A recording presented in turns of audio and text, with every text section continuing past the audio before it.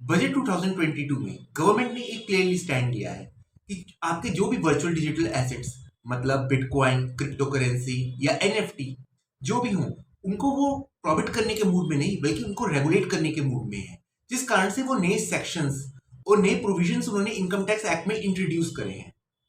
इसी के साथ साथ इनकम टैक्स रिटर्न फॉर्म्स में भी चेंजेस आए हैं। फॉर फाइनेंशियल ईयर 22-23 से एक dedicated section scheduled virtual digital asset introduce किया गया है, जिसमें आपको रिपोर्ट करने पड़ेंगे अपने सारे गेन्स जो ट्रांसफर करने पे हुए हैं डिजिटल वर्चुअल एसेट्स को। हाय, मैं सीए निधि मनोज। मैं सीए नमन मनोजा। हमारी वीडियो के अंत तक बने रहिए जिससे आप जान सके कि वर्चुअल डिजिटल एसेट्स का इनकम टैक्स ट्रीटमेंट कैसे होगा।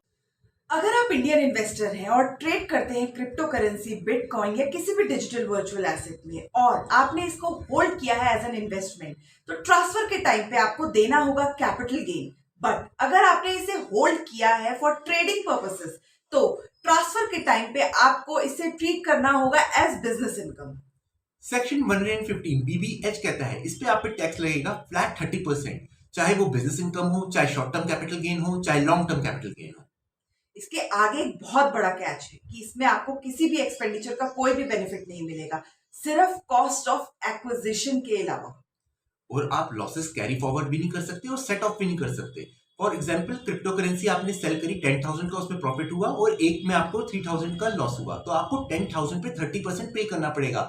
उस 3,000 का जो लॉस हुआ है उसका कोई बेनिफिट नहीं, ना ही वो लॉस वर्चुअल डिजिटल एसेट्स के प्रॉफिट से एडजस्ट नहीं हो सकता और किसी और इनकम के साथ भी वो एडजस्ट नहीं हो सकता और ना ही वो कैरी फॉरवर्ड हो सकता है नेक्स्ट ईयर। इसी के साथ एक टीडीएस का सेक्शन भी लाया गया 194S, ताकि ये इनकम ट्रेसेबल रह सके। तो ये सेक्शन क्लियरली कहता है कि अगर कोई भी पेयर रेजिडेंट पर्सन को पेमेंट करता है तो उस टाइम पे उसे 1% का टीडीएस डिडक्ट करना पड़ेगा।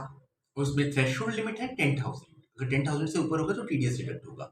बट यही लिमिट 50,000 हो जाती है अगर कोई इंडिविजुअल या एचयूएफ जिसका पीबीजीपी मतलब अगर कोई बिजनेस कर रहा हो उसकी टर्नओवर 1 करोड़ से नीचे हो और या कोई प्रोफेशन कर रहा हो उसकी ग्रॉस से 50 लाख से नीचे हो, तो ये लिमिट एक्सीड हो जाएगी आपकी 50,000 तक। अगर 50,000 से ऊपर होगा तो टीडीएस डिडक्ट करने की जरूरत पड़ेगी। सो आपको ये जान के हैरानगी होगी कि इसके लिए कोई सेपरेट टैन नंबर लेने की जरूरत नहीं है। टीडीएस डिपॉजिट किया जाएगा फॉर्म 26QE के साथ। अगर आपको हमारी वीडियो पसंद आई तो इसे लाइक, शेयर एंड कमेंट कीजिए और ज्यादा से ज्यादा अपने ग्रुप्स में शेयर करें ताकि लोगों को ये इन्फॉर्मेशन मिल सके कि डिजिटल वर्चुअल एसेट को कैसे टैक्स करना है और कैसे रिपोर्ट करना है। Thank you.